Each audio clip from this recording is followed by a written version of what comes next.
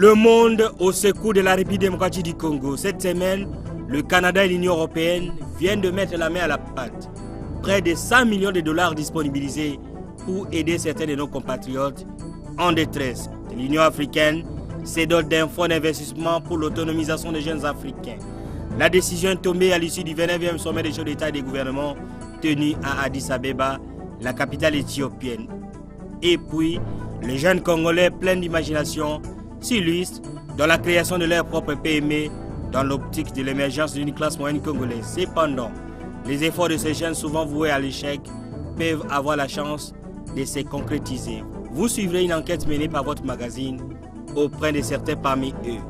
Fiscalité et développement dans une présentation de Didi Mavambo, Nombolo Pépé.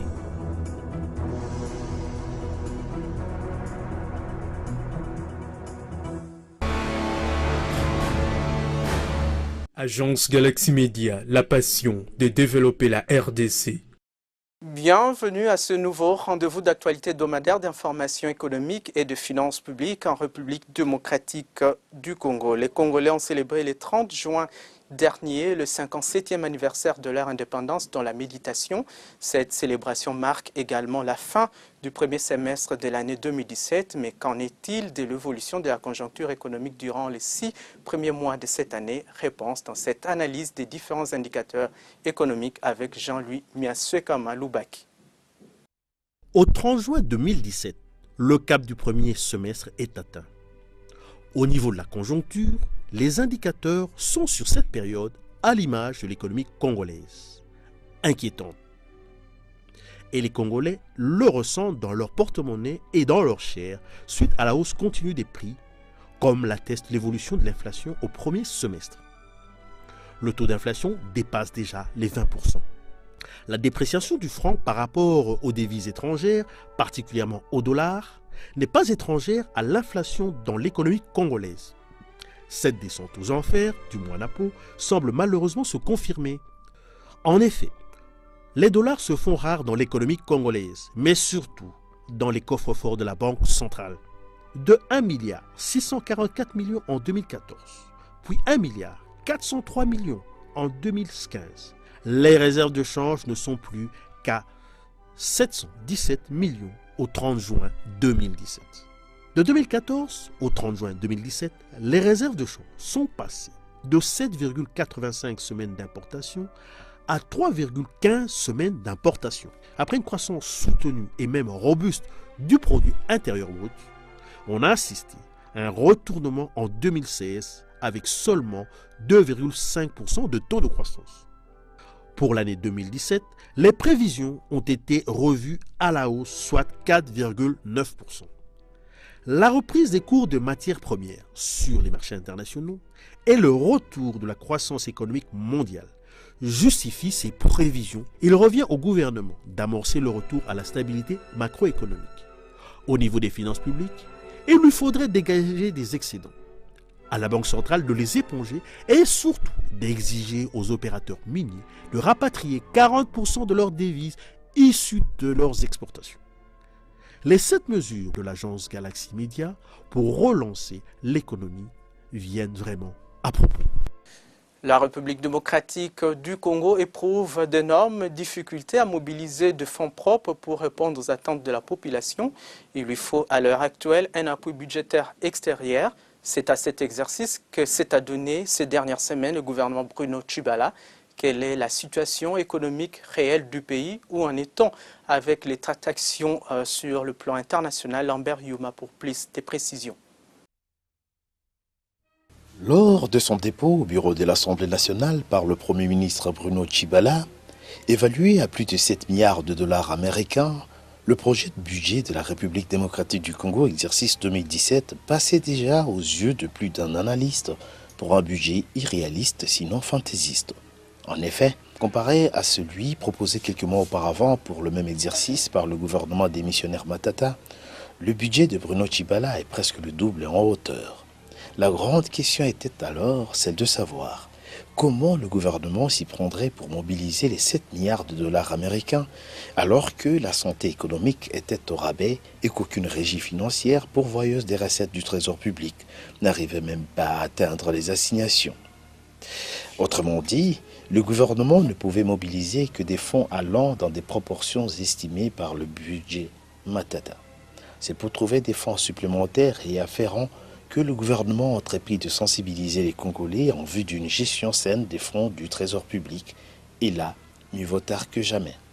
Tshibala commence par soumettre son propre gouvernement à un acte d'engagement pour la bonne conduite allant dans le sens de lutte contre le détournement, la gabegie, la corruption, la concussion et toutes les autres formes d'antivaleurs. L'heure étant grave, tout le monde réfléchit sur les résolutions qui pourraient sortir le pays du gouffre économique. Galaxy Media, agence spécialisée dans des questions financières et économiques, a même, sous un élan patriotique, proposé quelques mesures de sortie de crise, parmi lesquelles on peut citer la reprise obligatoire de la coopération avec les institutions de Bretton Woods. Ce qui fut traduit en actes à travers la lettre d'intention de la primature au Fonds monétaire international. Allant donc dans le sens de l'ouverture au monde, le gouvernement Tshibala vient d'adresser une lettre d'information à toutes les chancelleries occidentales pour solliciter un appui financier face à la crise économique qui frappe la RDC. Radio France Internationale qui livre cette information révèle une analyse drastique de la situation économique en RDC. Les caisses sont vides et la croissance est faible. Le pays manque cruellement des devises étrangères au point que le gouvernement veut demander aux compagnies étrangères de rapatrier en RDC 40% des devises qu'elles perçoivent de la vente des produits miniers. Le franc congolais perd chaque jour de sa valeur et le taux d'inflation devient alarmant. Le pouvoir d'achat des Congolais s'effrite de plus en plus, constate-t-on à travers le pays. Si les chancelleries occidentales tergiversent, les Russes, eux, s'engagent à accorder à la RD Congo 1 milliard de dollars américains par le canal de la banque VTB. Les émissaires russes qui ont annoncé la nouvelle au Premier ministre étaient conduits à la primature par le responsable du patronat congolais. En croire les déclarations des deux parties, ces fonds serviront d'investissement dans divers domaines que choisira le gouvernement. Bonne action, mais pas assez pour juguler la crise. La RDC lance toujours un SOS. Reste à savoir si cet appel à l'aide sera entendu afin d'arrêter la descente aux enfers de la devise et sauver ainsi ce qui peut l'être encore. Plus de 150 millions d'yeux des Congolaises et des Congolais sont tournés vers le gouvernement Tshibala. La conséquence visible de cette situation est que le panier de la ménagère a été remplacé par le sachet de la ménagère dans beaucoup de familles congolaises. À lui de jouer. Cette mesure économique pour sortir le pays du marasme dans lequel il se trouve maintenant, voilà la trouvaille de l'agence Galaxy Media après un examen minutieux de la situation économique du pays du haut de ses 17 ans d'expérience comme analyste économique. L'agence Galaxy Media a voulu ainsi apporter l'eau au moulin et contribuer ainsi au redressement socio-économique du pays de Lumumba. Je vous propose donc de les découvrir dans cet élément. Pour mettre le pied à l'étrier, voici les 7 mesures urgentes que nous proposons au gouvernement central pour tirer notre pays du gouffre socio-économique dans lequel il se trouve. Première mesure, renforcer le déploiement de l'identifiant fiscal unique sur l'ensemble du territoire national et les rendre obligatoires aussi bien aux personnes physiques que morales en vue d'élargir automatiquement l'assiette fiscale et parafiscale et surtout rendre définitivement dynamique le répertoire fiscal national.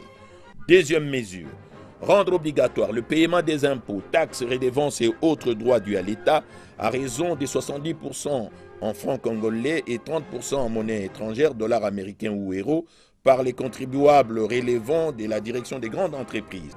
Troisième mesure, supprimer les monopoles commerciaux accordés aux expatriés, promouvoir la classe moyenne congolaise en appliquant rigoureusement la réglementation sur le petit commerce et mettre en exécution les trains des mesures suggérées par le rapport MENA Finance sur l'audit des produits de grande consommation.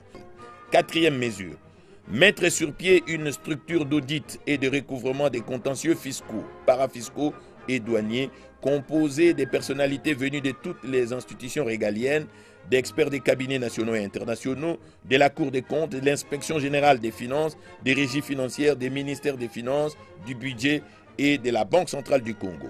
5e mesure, réviser les dispositions fiscales, parafiscales et sociales du Code minier et du Code forestier qui font de ces deux instruments juridiques le plus dupe du monde. 6e mesure, renouer sans délai la coopération structurelle avec le Fonds monétaire international, FMI, condition sine qua non pour que la République démocratique du Congo puisse bénéficier en urgence des appuis budgétaires des institutions financières internationales, des multilatéraux comme des bilatéraux. 7e et dernière mesure urgente, accélérer l'application des mesures de décrispation politique prévues dans l'accord politique de la Saint-Sylvestre pour favoriser les climats de paix sociale, booster la croissance économique, stabiliser les cadres macroéconomiques et en fin de compte, organiser les élections démocratiques, libres, transparentes et apaisées en République démocratique du Congo. À notre humble avis, ces 7 mesures sont prioritaires et indispensables pour redresser rapidement notre pays. Après quelques moments de trêve, nous voici renoués avec notre célèbre rubrique Mots économiques du jour pour cette édition de Fiscalité et Développement. Jean-Louis Miasekwa Maloubaki nous explique le mot redistribution. L'Institut national de sécurité sociale verse des pensions aux retraités. Les personnes des revenus modestes peuvent se soigner, se déplacer ou se loger. Les ménages pauvres peuvent bénéficier d'allocations familiales ou d'autres formes d'indemnités. Toutes ces situations sont le fruit de la redistribution au niveau de l'État. La redistribution constitue l'ensemble des prélèvements effectués par l'État ou l'administration publique pour les catégories et couches pauvres, précaires et dépourvues en termes de moyens et de services publics et sociaux. L'État ou la puissance publique prélève des ressources auprès de citoyens actifs et générateurs de revenus et de richesses, qu'il met au service des couches sociales, plus modestes, démunies ou défavorisées. Les prélèvements se font par la perception par l'État des taxes, des impôts et des cotisations sociales pour la consommation publique, transport, mobilité, soins, éducation, logement. En somme, les politiques de redistribution visent à réduire les inégalités dans un pays et permettre l'accès à tous ses habitants aux services publics essentiels, selon les principes d'égalité, de continuité et d'adaptabilité de ces services publics. En concret, la redistribution s'appuie également sur la solidarité et la mutualisation des risques, comme l'assurance. La redistribution est plus le fait des régimes d'État-providence que libéraux. Tendance volatile des prix de denrées alimentaires de grande consommation sur les principaux grands marchés de Kinshasa au samedi 8 juillet 2017. La dépréciation de la monnaie nationale, le franc congolais, face aux devises étrangères est à la base de cette inflation continue constatée depuis plusieurs mois en République démocratique du Congo. Philo Cholé Bapek. Pendant que les prix de certains produits de grande consommation sont restés stables, d'autres par contre connaissent continuellement des hausses sur les principaux grands marchés de Kinshasa. Pour les poulets au marché de la Liberté, le prix d'un carton de poids 12 a connu une hausse. Il est passé de 60 000 francs congolais la semaine dernière à 62 000 francs congolais cette semaine qui vient de s'achever. Tendance haussière également au marché central où le même carton de poulet a connu une légère hausse. Il est passé de 58 300 francs congolais à 58 500 francs congolais. Au marché Ziguida, par contre, on a constaté que le prix d'un carton de poulet poids 12 est resté stable à 54 800 francs congolais. Au marché Gambela, le même carton de poulet poids 12 s'est vendu à 55 200 francs congolais. Du côté poisson chinchard, au marché de la Liberté, le prix d'un carton de 20 plus 30 kg est passé de 89 000 francs congolais il y a une semaine à 91 000 francs congolais la semaine qui vient de s'achever. Mêmement au marché central où le prix a augmenté de 91 500 francs congolais à 93 000 francs congolais. Au marché Somba-Ziguida, par contre, le prix est resté stable à 90 000 francs congolais. Enfin, au marché Gambela, le prix est passé de 86 750 francs congolais à 91 500 francs congolais. En ce qui concerne le sucre, au marché de la Liberté, un sac de 50 kg de Kwilungongo coûte actuellement 75 000 francs congolais. Au marché central, ce même sac a chuté, passé de 76 000 francs congolais à 75 500 francs congolais la semaine qui vient de s'achever. Au marché Sombazigida, c'est 75 000 francs congolais et au marché Gambela, il se vend à 76 000 francs congolais. Bouclons avec les riz, dont le prix d'un sac de 50 kg a connu une hausse. Il est passé de 53 000 francs congolais la semaine dernière à 54 000 francs congolais cette semaine qui vient de s'achever, et celui des 25 kg est passé de 25 500 francs congolais à 27 000 francs congolais. Nous sommes là au marché de la Liberté. Mêmement au marché central où le prix du sac du riz de 50 kg a connu une hausse, soit 55 750 francs congolais à 56 160 francs congolais, et celui des 25 kg de 27 800 francs congolais à 28 080 francs congolais. Au marché Zigida, le prix d'un sac de riz a connu une baisse. Celui de 50 kg a chuté de 58 900 francs congolais à 58 750 francs congolais, et celui de 25 kg de 29 500 francs congolais à 29 375 000 francs congolais. Au marché Gambela, le sac de 50 kg a baissé de 56 500 francs congolais à 56 000 francs congolais, celui de 25 kg de 28 750 francs congolais à 28 000 francs congolais. Voilà les tendances de prix de denrées alimentaires de grande consommation au samedi 8 juillet 2017 sur les principaux marchés de Kinshasa.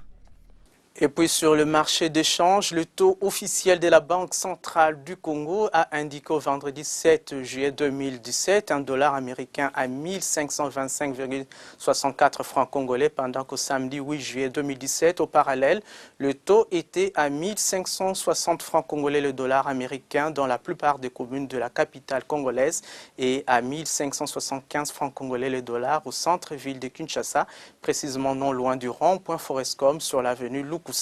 À l'aéroport international de Njili, le billet vert s'est échangé à 1500 francs congolais. À l'intérieur du pays, particulièrement à Matadi dans le Congo central et à Kisangani dans la province de la Chopo, le dollar américain s'est échangé à 1550 francs congolais le samedi 8 juillet 2017. Le même taux a été observé à Bukavu dans le sud Kivu ainsi qu'à Goma dans le nord Kivu. Dans la ville de Lubumbashi, nous sommes dans le Haut-Katanga. Le roi dollar valait 1540 francs congolais. Les pics du taux d'échange à l'intérieur du pays a été observé à Butembo dans le nord Kivu où les billets verts s'est négocié à 1600 francs congolais.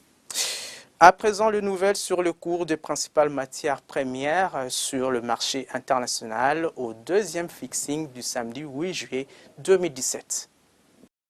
Les cours de principales matières premières demeurent volatiles sur le marché international, en commençant par le pétrole qui a fini le week-end au rouge. À Londres, le baril de l'or noir s'est négocié à 47 $, soit une baisse de 2,06%. À New York, à 44,54 $, soit une baisse de 1,83%. Le cours du cuivre a aussi fini le week-end au rouge en se négociant à 5 824 $, soit une chute de 0,64%. Le cobalt, par contre, poursuit sa montée en puissance avec une hausse de 3,90%. La tonne s'est négociée à 61 000 $ américains. Le prix de l'or a reculé de 0,96%. L'once du métal jaune a valu 1208,60 $ américains. Côté principaux produits céréaliers, la tonne du maïs a valu 382 $, soit une hausse de 0,13%. Le riz a terminé la semaine au vert avec une hausse de 0,95% en se négociant à 11,72 $ la tonne. Et le blé, après une forte montée, a reculé de 4,45%. La tonne s'est négociée à 515 $, le tout au deuxième fixing du samedi 8 juillet 2017. Plus de 100 ans d'exploitation minière au Congo depuis la colonisation jusqu'à ce jour. Quel bilan et impact sur le vécu quotidien du Congolais moyen? Voilà une question qui donne matière à réflexion dans un pays extrêmement riche en ressources naturelles et dont le niveau de vie n'a rien à voir avec toutes ses potentialités. L'ingénieur Léonide Moupépele, expert en mines et chercheur, a évalué l'apport du secteur minier dans les recettes fiscales de l'État congolais. Regardez.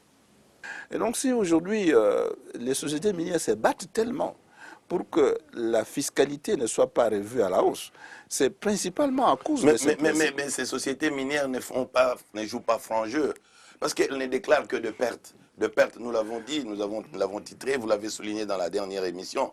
Comment expliquer sur la cinquantaine de sociétés minières, il n'y a que 3 ou 4 qui déclarent des bénéfices, et les 47 autres pendant plus de 10 ans, aucune ne déclare des bénéfices, et l'État est là, observe, et elle ne ferme pas. Mais Jérôme, c'est de bonne guerre. Ces gens sont venus ici pour faire du profit. Et ils ne sont pas venus ici pour... Donc il faut quelqu'un pour leur dire attention. C'est clair. C'est-à-dire que nous avons affaire à des gens, à des financiers qui sont très rodés et qui ont une expérience internationale de la fiscalité.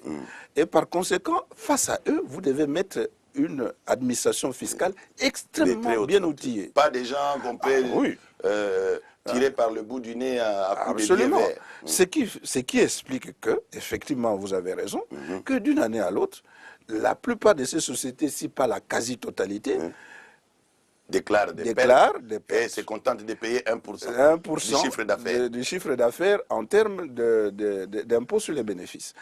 Alors que si nous avions une administration fiscale charpentée, outillée, elle allait dénoncer, travailler ces déclarations, ces bilans, pour démontrer que ces sociétés minières, d'une année à l'autre, font des bénéfices. Et c'est pour cette raison qu'elles ne ferment pas.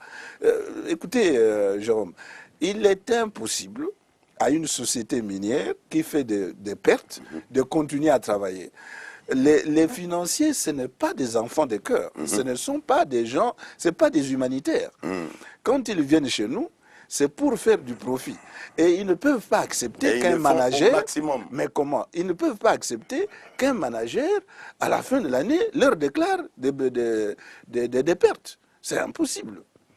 Donc c'est à nous à voir, à travers les amortissements, à travers les chiffres d'affaires qui sont déclarés... Les bilans fantaisistes qu'ils présentent. Exactement. Où elles gonflent les charges fixes. Exactement. Démonter ces bilans pour démontrer... Et nous avons, dans une étude récente, je vous en ai parlé, donné les outils pour pouvoir notamment vérifier. Mais ce que je ne comprends pas, c'est qu'il y a des tas d'études qui sont faites, notamment dans le domaine de la fiscalité minière. Mais on ne les met pas en pratique. On n'arrive pas à décortiquer la quintessence de ces études pour pouvoir notamment en tirer profit. C'est dommage et c'est malheureusement ça, alors qu'on ne se plaigne pas que ces sociétés minières ne donnent pas assez de recettes. On n'arrêtera pas de parler. Hein? Mais c'est ça. Voilà. Mais c'est justement jusqu'à ce que tout le monde comprenne ce qu'il faut faire. Nous sommes victimes de nos propres turpitudes. Un communiqué de l'administration fiscale congolaise, il est libellé de la manière suivante. La Direction générale des impôts rappelle aux entreprises publiques, aux services publics, aux entités territoriales décentralisées, aux établissements publics, aux organismes semi-publics, aux associations sans but lucratif et aux établissements d'utilité publique, conformément aux dispositions de l'article 47 de la loi numéro 04/2003 portant réforme des procédures fiscales, l'échéance de souscription de la déclaration des sommes versées aux tierces afférentes au deuxième trimestre de l'année 2017 tombe le lundi 10 juillet 2017. Il s'agit du relevé de toutes les sommes versées à des tierces, à quelque titre que ce soit, à l'exclusion des salaires qui doit être déposé auprès des services gestionnaires respectifs. Toute absence de souscription de cette déclaration dans les délais susvisés donnera lieu à l'application des pénalités fiscales conformément à la loi. Communiqué signé Sele Yalagouli, directeur général des impôts. Mobilisation des recettes, lutte contre la fraude, les antivaleurs, la contrebande, les trafics de produits prohibés et des espèces menacées d'extinction. Voilà quelques missions parmi tant d'autres assignées à la douane congolaise. Une douane qui se met au service de la facilitation des échanges conformément à la vision de l'Organisation mondiale de douane OMD, comme vous allez vous en rendre compte dans cet extrait du documentaire réalisé sur la douane congolaise. Plusieurs missions sont assignées à l'administration douanière congolaise, parmi lesquelles la mobilisation des recettes, la surveillance des frontières nationales, la lutte contre la fraude, la contrebande, la contrefaçon, le terrorisme, le blanchiment des capitaux et les trafics des espèces protégées. La douane congolaise dans sa configuration actuelle est composée d'un directeur général, de 2 directeurs généraux adjoints, de 16 directions centrales et services centraux, de 12 directions provinciales et de 5 représentations à l'étranger. Ces représentations opérationnelles sont installées notamment au siège de l'OMD à Bruxelles en Belgique, au bureau régional des liaisons et des renseignements à Douala au Cameroun, à Mombasa au Kenya, à Dar es Salaam en Tanzanie et à Kampala en Ouganda. Avec un effectif total de 6002 cadres et agents, dont 1423 femmes, représentant 23,71% de son personnel global, la DGDA se conforme ainsi à la résolution 1325 des Nations Unies sur le genre. La douane congolaise dispose d'un plan stratégique comprenant une vision, des valeurs, une devise et des objectifs. La finalité de cette vision est d'avoir in fine une administration douanière moderne, efficiente et efficace, orientée vers des objectifs spécifiques reposant sur 4 axes prioritaires, à savoir l'amélioration du niveau des recettes douanières, la promotion du civisme fiscal et de l'éthique professionnelle, l'amélioration du climat des affaires et des investissements sur l'ensemble du territoire national, la lutte contre la fraude et la corruption et enfin les renforcements des capacités de la DGDA. Exécutant son plan stratégique, la douane de la RDC a mené quelques actions phares, parmi lesquelles la réforme du cadre juridique ayant abouti à la promulgation par le chef de l'État d'un code de douane aligné sur la Convention de Kyoto révisée et d'un nouveau tarif douanier aligné sur la version 2012 du système harmonisé de désignation et de codification de marchandises. Autres actions à impact visible, la conception d'un logiciel de gestion électronique du contentieux, dit GELEC, et les dispositifs d'acceptation centralisée d'évaluation en douane des marchandises importées couplées à la gestion des risques. Dans le cadre de la gestion coordonnée de frontières, du renforcement de la sécurité et de la facilitation des échanges, des actions importantes ont été menées par le gouvernement central de la RDC et l'administration douanière. Sur le plan juridique, la publication du décret limitant à 4 les services habilités à œuvrer aux frontières. Les jeunes entrepreneurs congolais s'investissent dans l'émergence de la classe moyenne congolaise avec comme toile de fond la création de l'emploi et la réduction de la pauvreté. Cependant, ces jeunes entrepreneurs ont du mal à participer à l'éclosion ou la naissance de cette classe moyenne, tant rêvée faute d'un accompagnement de pouvoir public. Notre équipe est allée à la rencontre de l'un d'eux qui évolue dans le numérique au-delà des idées novatrices de ce jeune entrepreneur et bien d'autres. Le chemin est encore long pour atteindre les résultats escomptés. Michel Wangi et Etienne Kumba Chuma. Il s'appelle Arnaud de Tiani, âgé d'une vingtaine d'années. Après ses études en informatique, il vient de mettre sur pied un incubateur qui permet aux entrepreneurs, jeunes ou vieux, de créer des entreprises virtuelles. À ce jour, ces applications sont opérationnelles et mises à la disposition des promoteurs des projets. Une de ces applications, e-agriculture, permet la commercialisation et la valorisation des produits agricoles congolais. Innovation parmi tant d'autres de ce jeune webmaster qui appelle à la migration de la RDC vers la numérisation des données de tous les secteurs de la vie pour plus de recettes financières émanant de l'économie numérique. Dieu a fait grâce, nous avons eu un diplôme de licence en conception du système informatique. Alors, comme tout autre jeune, après mon diplôme de licence, j'ai parcouru la ville entière pour chercher l'emploi, mais je ne trouvais pas. Et j'ai mis en place un incubateur nommé Concepti, qui permet justement de doter à l'homme congolais des capacités pour bien sûr la création des entreprises virtuelles. Avec mon incubateur, j'ai pu concevoir beaucoup de projets, beaucoup d'entreprises virtuelles, une entreprise virtuelle qui permet aux Congolais de changer la monnaie et à partir de l'Internet. J'ai aussi mis une entreprise virtuelle en place avec mes apprenants sur les e-agriculture, une entreprise qui permet en fait de manger bio. Cela veut dire que si vous entrez c'est une entreprise locale comme je dis. L'initiateur du concept pense que ces idées risquent de ne pas prendre corps et pour cause. La RDC perd plus de 21 milliards de dollars en termes de la télécommunication, en termes de numérique. Mais le grand problème, c'est que je suis seul en fait. Le vœu du chef de l'État Joseph Kabila Kabange de voir émerger une classe moyenne congolaise peine à se matérialiser à cause du manque de financement et des facilités dont devraient bénéficier des jeunes entrepreneurs locaux. Toutefois, Arnold Tchani et tant d'autres jeunes entrepreneurs continuent de se battre avec des moyens de bord en attendant des lendemains meilleurs. En dehors de nos frontières, sachez que les travaux du 29e sommet de chefs d'État de pays membres de l'Union africaine ont accouché de plusieurs résolutions. L'autofinancement des projets en est une. Le sommet organisé du 3 au 4 juillet 2017 à Addis Abeba en Éthiopie a décidé de la création d'un fonds pour la jeunesse, hauteur du financement 7 millions de dollars américains. D'autres résolutions touchent aux questions politique et au calendrier de sommet de l'Union africaine. Retour sur les résolutions du 29e sommet de l'Union africaine avec Benjamin Yogolelo.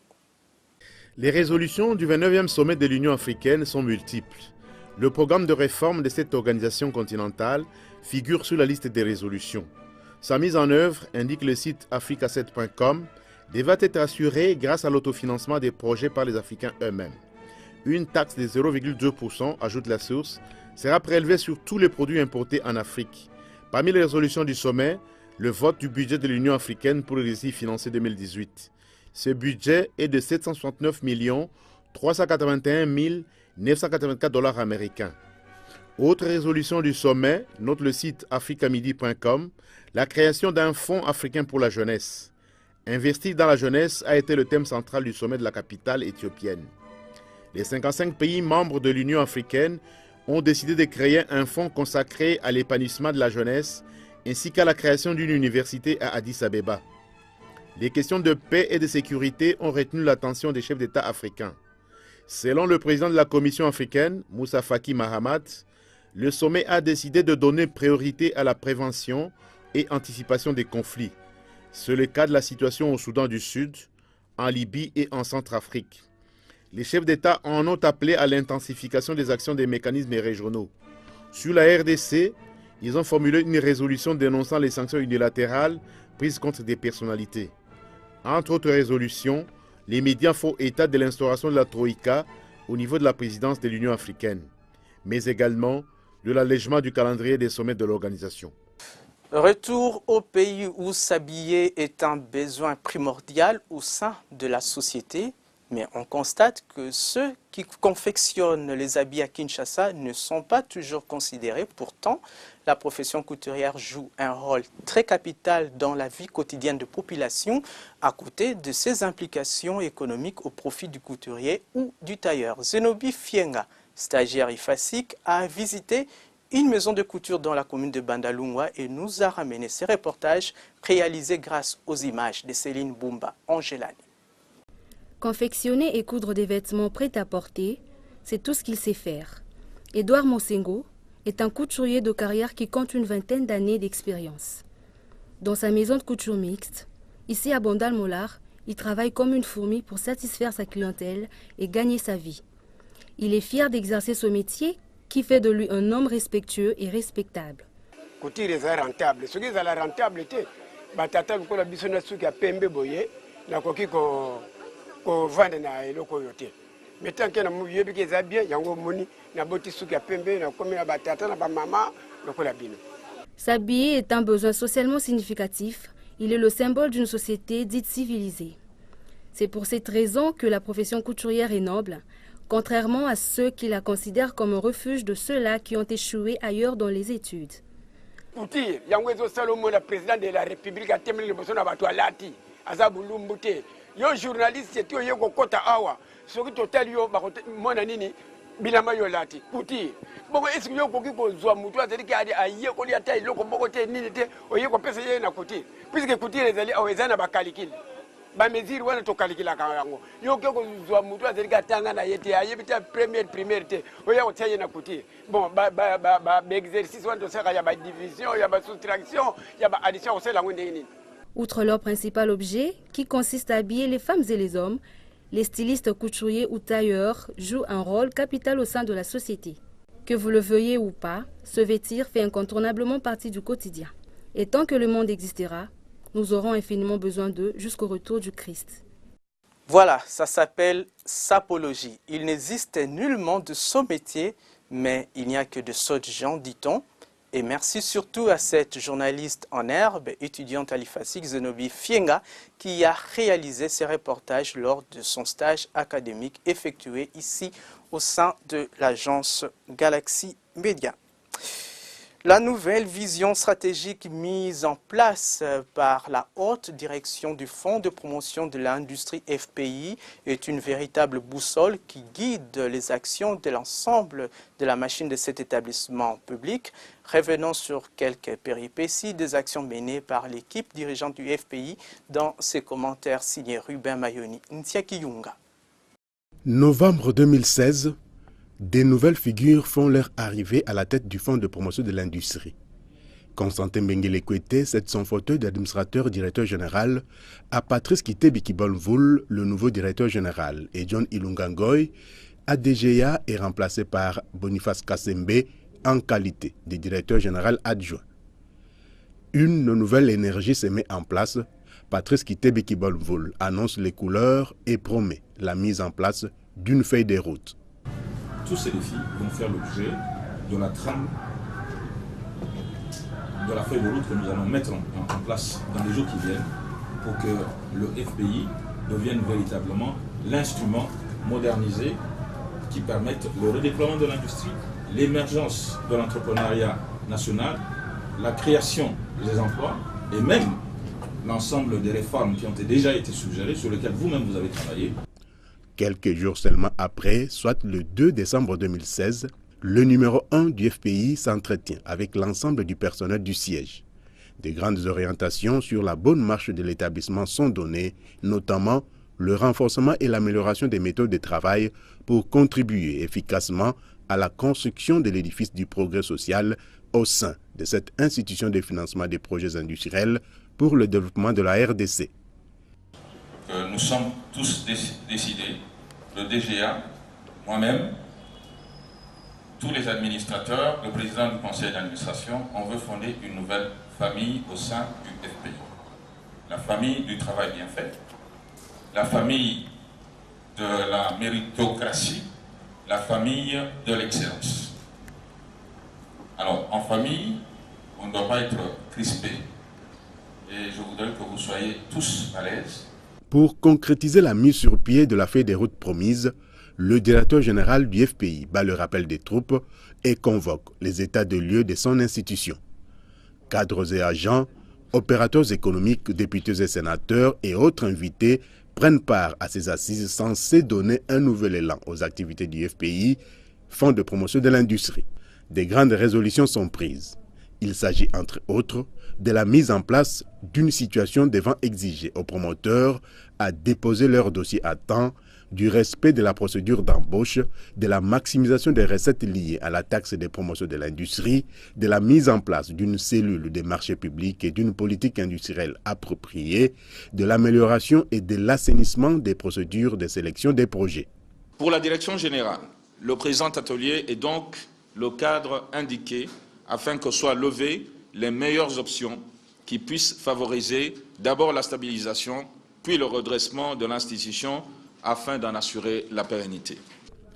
Des réunions sont organisées avec les promoteurs et les patronats congolais pour les écouter et voir dans quelle mesure cheminer ensemble.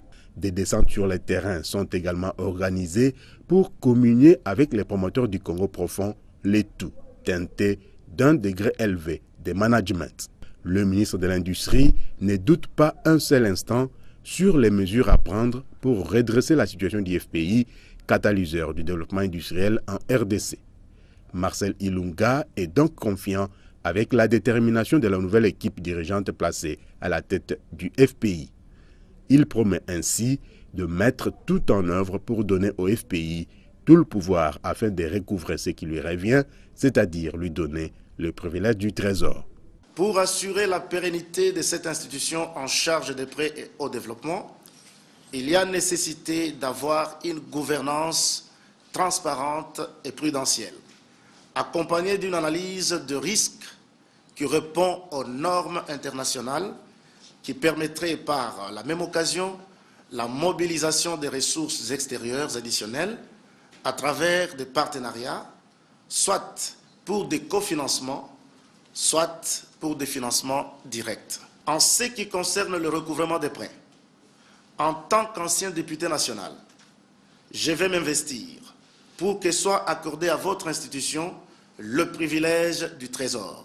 Dès lors, la haute direction du FPI initie un balai médiatique pour expliquer à l'opinion les méandres de cette nouvelle vision stratégique du fonds appelée à changer drastiquement l'image de cet établissement public, promouvant l'essor de l'industrie congolaise pour un Congo fort et prospère.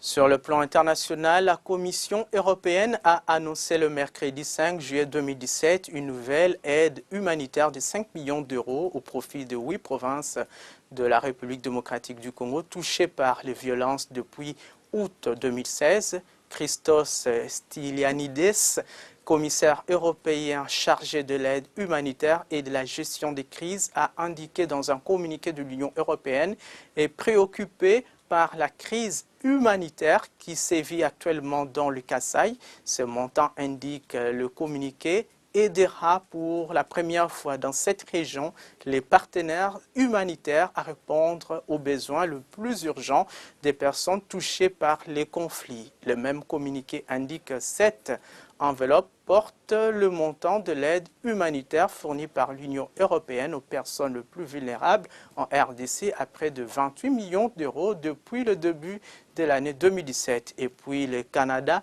vient d'octroyer à la RDC un financement de 97 millions de dollars visant à améliorer la protection des enfants, à accroître l'accès à ces services de santé sexuelle et reproductive. L'annonce a été faite à Kinshasa par Marie-Claire Bibeau, ministre du Développement international et de la francophonie, au terme de son séjour dans le pays. Le secteur des affaires foncières est aussi pourvoyeur de recettes publiques. C'est la Direction générale des recettes administratives, domaniales, judiciaires et des participations des GERAD, qui est l'institution compétente en charge d'ordonnement et de recouvrement des recettes non fiscales de l'État issues de ces secteurs. Patience Voumilia Boukole nous vulgarise les principaux actes générateurs qui concernent justement le domaine des affaires foncières en RTC. Le secteur des affaires foncières est également pourvoyeur des recettes non fiscales de l'État, qu'ordonnance et recouvre la Direction générale des recettes administratives, judiciaires, domaniales et de participation des GERAD après l'étape de constatation et de liquidation qui est faite au niveau des services d'assiette. L'ordonnance loi numéro 13/002 du 23 février 2013 fixant la nomenclature de droits, taxes et redevances du pouvoir central énumère noir sur blanc les différents actes générateurs des recettes qui relèvent du secteur des affaires foncières, parmi lesquels taxes spéciales sur le transfert des contrats de location, droits fixes d'enregistrement, à savoir nouveaux certificats, remplacement d'un ancien certificat, pages supplémentaires, changement de nomination, insertion d'une mention substantielle et annulation d'un certificat d'enregistrement. Droit proportionnel d'enregistrement, à savoir mutation, insertion hypothécaire, réinsertion hypothécaire et radiation hypothécaire. Redevance sur les concessions ordinaires par les étrangers, personnes physiques et associations, frais d'établissement des contrats en matière foncière, droit des consultations des registres fonciers, immobiliers et cadastraux, frais de mesurage et de bornage de parcelles, frais d'enquête et de constat en matière foncière, droit sur les concessions perpétuelles, droit sur la vente des biens privés immobiliers abandonnés sans maître, ainsi que les amendes transactionnelles en cas de violation de lois et règlements. Les négociateurs européens et japonais ont signé jeudi 6 juillet 2017 à Bruxelles un accord portant sur les abaissements de droits de douane appelé accord de libre-échange entre le Japon et l'Union européenne, JEFTA en sigle. Cet accord traite aussi de la reconnaissance mutuelle des processus et standards de fabrication communs. Selon le quotidien Le Monde, Tokyo a tenu à son secteur laitier, mais a accepté une suppression très progressive sur 15 ans de droits de douane pour les fromages. Ces produits pourront être exportés vers l'Empire du Soleil levant sans être soumis à aucun quota. Le bœuf européen, quasiment pas exporté vers le Japon, pourra aussi, lui, d'un quasi-accès libre avec un abaissement progressif des taxes à l'importation. Toutefois, Tokyo a refusé toute ouverture de ses marchés du riz ou du sucre ultra protégé. Dans l'automobile, les parties se seraient entendues sur une réglementation afin de s'aligner sur des standards internationaux de sécurité et de performance. Le gain d'un JEFTA pour le PIB européen serait de 0,76%. 2 demandes de proposition et une de cotation ouvertes à la division passation de marché du Bureau central de coordination BCECO au cours de la semaine qui s'achève. Les 2 demandes de proposition étaient relatives d'une part au recrutement d'une firme internationale spécialisée dans la mise en œuvre de projets d'implémentation de systèmes fiscaux et nouvelles technologies de l'information et de la communication au niveau gouvernemental et d'autre part à la proposition financière relative au recrutement d'un bureau d'études chargé de contrôle et de surveillance des travaux de construction du bâtiment de la DGI devant abriter la Data Center pour le système de la collecte de la TVA. La demande de cotation, quant à elle, était relative à la fourniture de matériels informatiques pour le compte du ministère de Formation professionnelle, métiers et artisanat.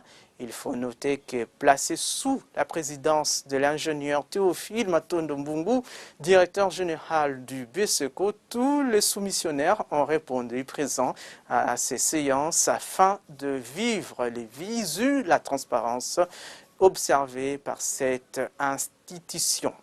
Merci de nous avoir suivis à partir de la ville minière de Kolwezi. Nous sommes au chef-lieu de la province du Lualaba. Le programme continue sur votre chaîne.